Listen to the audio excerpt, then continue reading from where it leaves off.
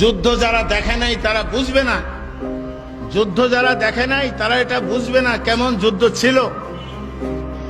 অনেক ত্যাগ ও কুরবানির বিনিময়ে আমাদের অর্জিত এই বাংলাদেশ, এই লাল সবুজের পতাকা এমনি আসে নাই রে ভাই।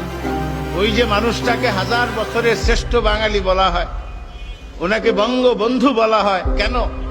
ওনার জীবনের যৌবনের সবচেয়ে সুখের স্বাচ্ছন্দ্যের যে সময়গুলি উনি জেলখানায় কাটিয়েছেন শুধু এই দেশের জন্য, দেশের মানুষের জন্য। এই কথাটা আমি বললে অনেকে কয় হুজুর আপনি কি আওয়ামী লীগ করেন? আরে না ভাই, একটা সত্য ভাষণ, একটা সত্য ভাষণ এটা। 30 লক্ষ, যত লক্ষই হোক, মানুষের রক্তের বিনিময়ে অর্জিত হয়েছে এই বাংলাদেশ। কি মিথ্যা কথা বলছি?